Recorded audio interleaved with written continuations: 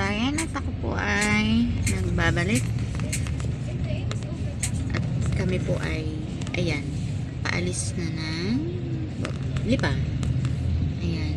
At hopefully makarating po ako ng within 2 hours because ano na ngayon, 8:30 na. So, that's why I'm late.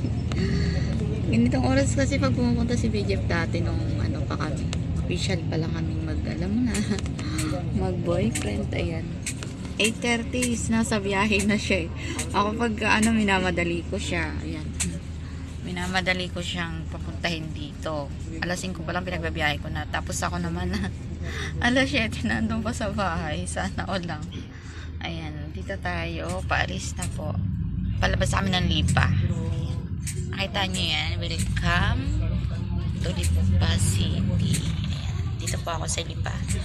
And I'm going to Quezon City kung nasaan ang aking husband, and sana all lang.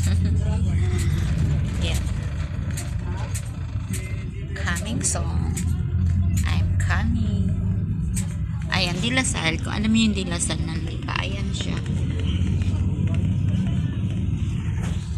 Vlog lang po ako. So mamaya naman ang aking ipa-vlog ay musical para kay BJF, because alam mo si BJF, he loves music. So ang ganda ng aking andito, ng aking ang tawag doon, aking pwesto, kasi nandun ako sa amin. Gaya na sabi ko kanina doon sa kabilang vlog or doon sa isa kong video, yung driver nandun sa baba sa ilalim ng aking kinauupuan, and ako ay nasa taas. So ayun, at pantay, nakaano ako, tawag doon, pantay ako kasi nasa harapan mismo ako ng ng bus. Ayan, nakita niyo pa ako. Ayan. Dalawa? Kuya, saan isa? Ayan. Thank you. Ayan, at may ticket na po ako. Agahang, ayan, ticket. Nakikita niyo ba? Ayan, may ticket na ako. Binigyan ako. Titignan ako kung magkano. Ayun, 170 lang daw, sabi ni ate, katabi ko. So, I think 170 na sa akin. Isa lang yung pupuntahan namin eh.